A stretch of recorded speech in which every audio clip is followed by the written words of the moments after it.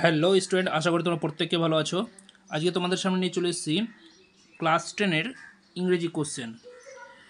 তো first unit test পরীক্ষা শুরু হয়ে গেছে। তো এই ফার্স্ট ইউনিট টেস্ট পরীক্ষার বিভিন্ন স্কুল থেকে বাছাই করা প্রশ্নপত্র তোমাদের সামনে তুলে ধরবো।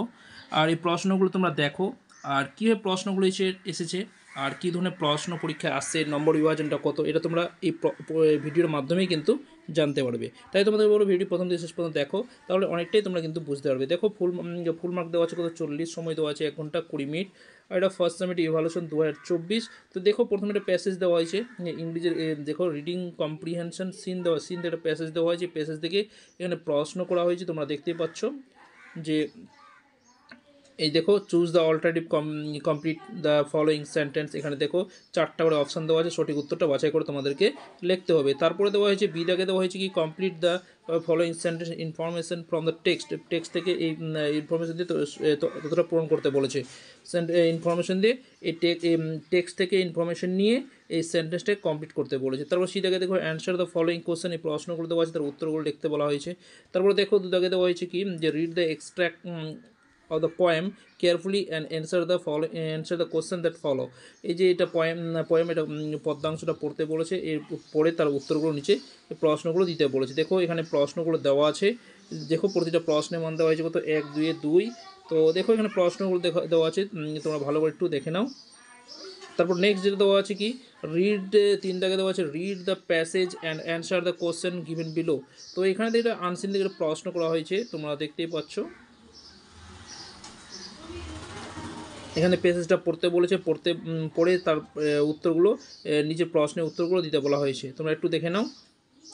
তারপরে দেখো এখানে বি দাগে দেওয়া হয়েছে কি state whether the following statements are true or false, right T for true and F for false statement, provide the sentence in supporting your answer. আবার তার সাপোর্ট সেন্টেন্সও তোমাদেরকে লিখতে হবে, ট্রু ফলস কোনটা ট্রু কোনটা ফলস এটা লিখতে হবে, তার সাপোর্টিং সেন্টেন্সটাও অবশ্যই উল্লেখ করতে হবে তোমাদেরকে।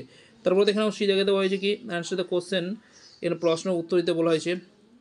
Give a suitable title for the passage, পেসেজটা সুইটেবল মানে পেসেজটার টাইটেল তোমাদেরকে উল্লেখ করতে হবে। তারপরে দেখো গ্রামার থেকে দেখো গ্রামারের ভোকাবুলারি থেকে কী কী দেওয়া হয় তোমরা দেখে নাও একটু।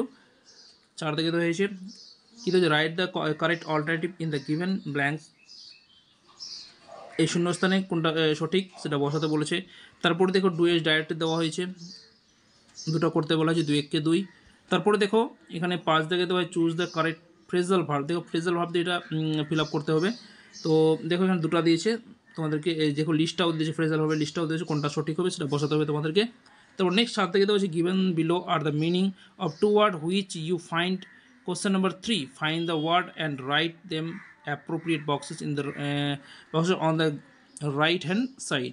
তো দেখো এখানে এই যে 3 নম্বর কোশ্চেন নাম্বার 3 থেকে সেখান থেকে সঠিক উত্তর অর্থযুক্ত শব্দ এখানে তোমাদেরকে বসাতে হবে।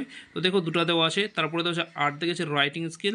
তো রাইটিং স্কিল থেকে দেওয়া আছে write the paragraph within 100 words on the benefits of early morning exercise using the following points. এটা প্যারাগ্রাফ লিখতে বলা হয়েছে, সেটা কি যে উপকারিতা সম্পর্কে, কিসের যে সকালে উঠে যে এক্সারসাইজ অর্থাৎ শরীরচর্চা করার উপকারিতা সেটা সম্পর্কে লিখতে বলা হয়েছে। তো এখানে দেখো পয়েন্টগুলো উল্লেখ করে এই পয়েন্ট সম্পর্কে তোমাদেরকে লিখতে হবে। তো পয়েন্টগুলো কী কী দেওয়া আছে দেখে নাও, যে গুড ফর হেলথ, তারপরে দেওয়া আছে fresh air, keep one active throughout the day.